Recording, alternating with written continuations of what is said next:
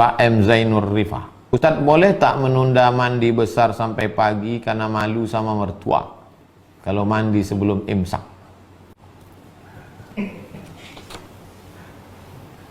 Imsaknya sekarang jam piro? Imsak saiki jam piro? Hah?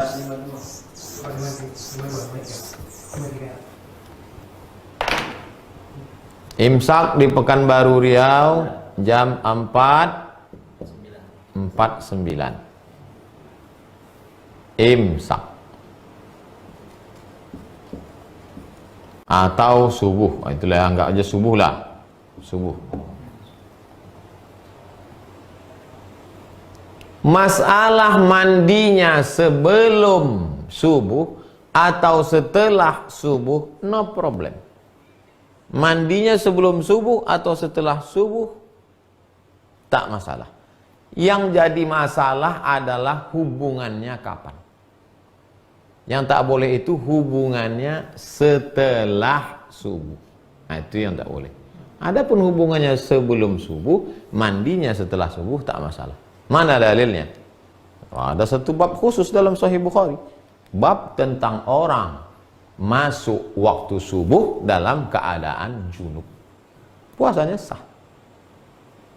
Nabi SAW idza qada hajatahu, kalau dia menunaikan hajatnya, dia berhubungan, kadang dia mandi, tapi kadang dia berwudu saja, lalu kemudian dia tidur.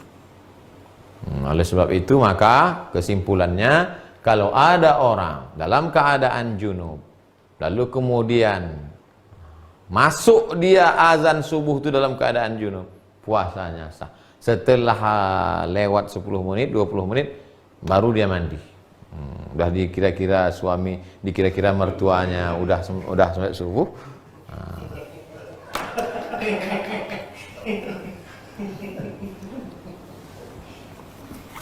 Begitu Pak Zainur Rifah. Ibu Purwi Astuti. Assalamualaikum Ustaz. Waalaikumsalam. Bagaimana sikap kita terhadap orang tua yang masih non muslim, yang selalu saja bersikap tidak baik ke kita? Ibu Purwi Astuti, ibu tetap datang ke rumahnya, ke rumah ayah dan ibu yang non muslim itu. Datang ke rumahnya, sanggup sebulan 2 kali, datang sebulan 2 kali. Papa, mama, saya belum bisa datang setiap seminggu sekali, karena setiap hari Ahad saya dengan anak dan suami di rumah. Tapi untuk hari Ahad kedua dan Ahad keempat jangan, tak ada duit, nanti bawah payah beli buah. Papa, mama, Ahad pertama, Ahad ketiga kami datang. Ahad pertama datang ke situ karena duit masih ada, gaji. Ahad ketiga, Ahad keempat sudah tak ada duit. Papa, mama, kami tetap datang Ahad pertama dengan Ahad ketiga. Datang. Belikan buah, belikan makanan, belikan yang sesuai kemampuan. Sampai di rumah itu, selamat pagi, selamat sore, selamat siang, cium tangannya, peluk dia, dengarkan ceritanya. Dicaci makinya engkau, Ibu Purwi Astuti, dasar kau binatang, monyet kau, diam aja. Jurusnya diam aja. Tahan-tahankanlah. Anggap aja dengar radio rusak. Dah habis selesai agak 1 jam, permisi. Terima kasih mama, ada tambahan. Nah, anak kurang ajar, pergi pulang. Tetap salami dia. Nanti hari Ahad ketiga datang lagi. Jangan bosan. Malam-malam menangislah. Jangan di depan dia menangis, karena dia makhluk, dia manusia. Menangislah di hadapan Allah. Tahajud tengah malam, menangis di hadapan Allah. Berilah hidayah hambamu ini ya Allah. Rupanya sulit bagi Allah untuk memberikan hidayah pada ayah ibumu itu, Ibu Purwi Astuti. Senang aja. Qalbul mu'min baina asabi'ir rahman. Hati orang beriman itu di jari jemari seperti membolak-balikkan duit logam. Mudah. Kenapa tak diberinya hidayah langsung? Dia ingin melihat Ibu Purwi Astuti dapat pahala yang besar. Malam-malam berdoa, ya Allah, berikanlah hidayah orang tuaku ni, ya Allah. Sampai 2. Ibu Purwi Astuti mati duluan atau mereka mati duluan. Tak ada kemungkinan yang ketiga. Hanya ada 2 kemungkinan. Pakailah jurus saya itu. Ustaz, apa hukum mencicipi masakan di ujung lidah ketika puasa tapi tidak sampai ditelan?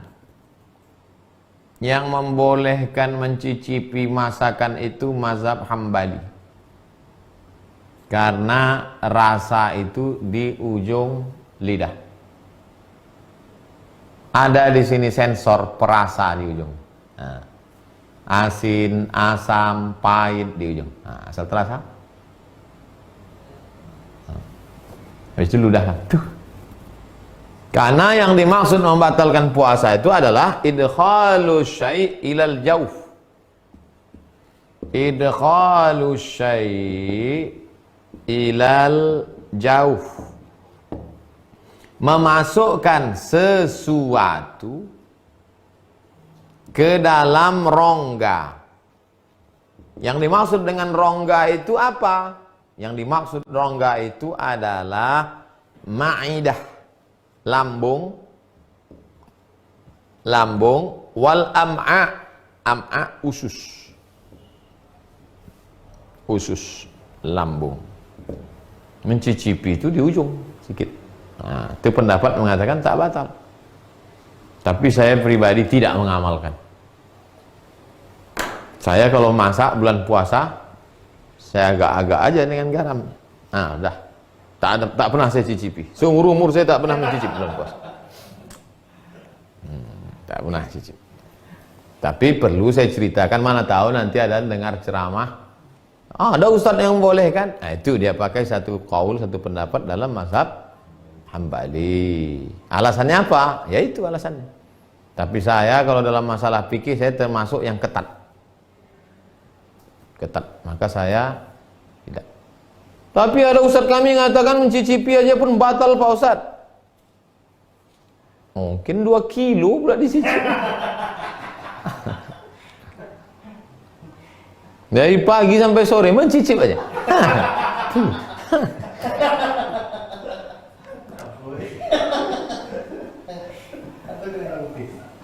Empat, Ustadz, bagaimana cara menghadapi suami yang sering sensitif sejak kena PHK?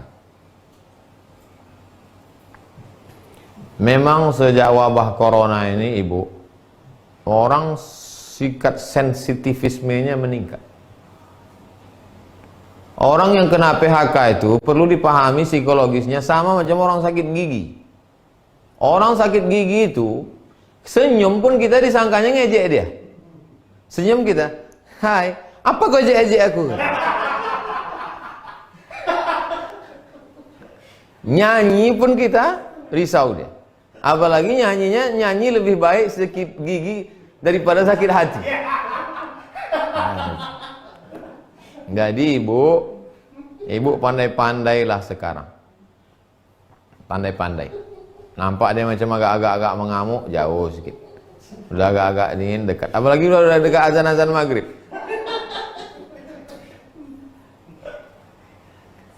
Nanti azan zuhur pun dia mengamuk dia. Saya yakin tidak ibu aja yang merasakan nih. Se-Indonesia, Bu. Berapa karyawan kita yang sudah di PHK? Hotel-hotel tutup, pabrik-pabrik tutup. Oleh sebab itu memang luar biasa sensitif.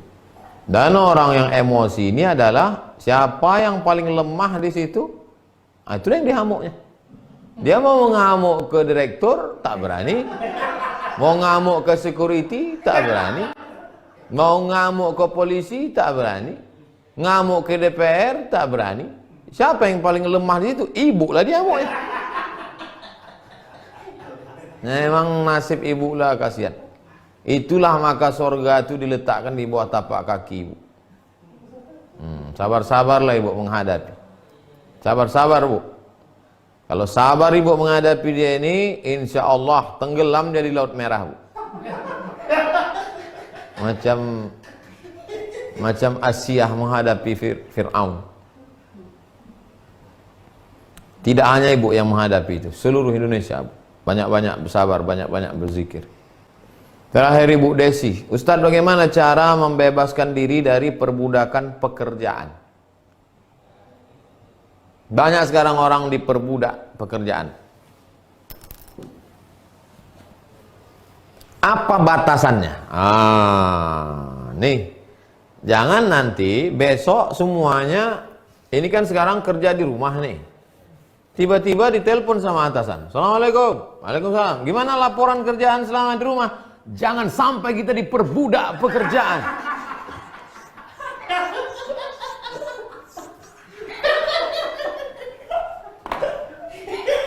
Bapak, tahu Bapak, kita ini jangan sampai diperbudak. Bukan itu maksudnya. Batasannya apa? Batasannya apa? Batasannya adalah syariat Islam. Sudah azan asar, Allahu Akbar, Allahu Akbar. Dia laporan dia kali. Bang, abang nggak sholat asar, kata bininya. Ini laporan ini penting, nggak cair THR nanti. Ini udah hidup udah susah, jangan bikin susah. Udahlah di kantor susah, corona lagi, kau pula lagi susah. Lemparkan laptop ini nanti. Jam jalan juga, dia terus juga. Sejam udah. Abang tak sholat, kata bininya. Itulah gunanya waktu sholat itu dibuat Allah panjang. Udah lama mau azan maghrib, abau. Itulah orang diperbudak jabatan itu. Itulah orang diperbudak kerja itu. Jadi batasannya dalam Islam ini ada.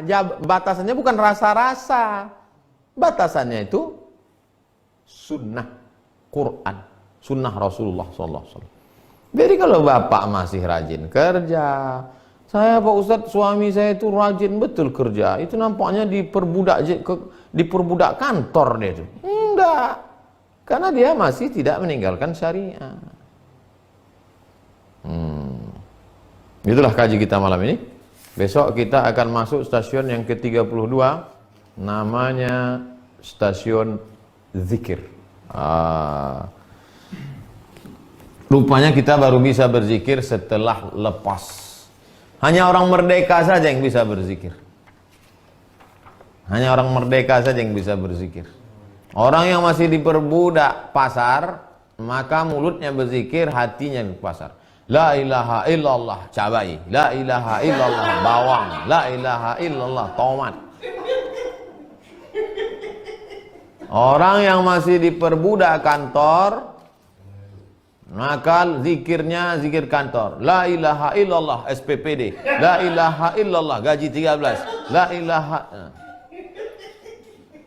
Jadi yang bisa berzikir itu orang yang sudah hurriyah. Ini nyusunnya ini bukan tanggung-tanggung nyusun.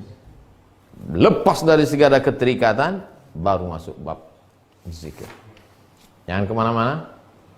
Boleh kemana-mana, tak apa-apa. Besok kita jumpa di stasiun zikir. Terima kasih segala perhatian. Mohon maaf segala kekhilafan. Subhanakallahumma wa bihamdika asyhadu an la ilaha illa anta astaghfiruka wa atubu ilaik. Wa sallallahu ala sayyidina wa syafi'ina wa zukhrina wa maulana Muhammad wa ala alihi wa sahbihi wasallam walhamdulillahi rabbil alamin. Assalamualaikum warahmatullahi wabarakatuh.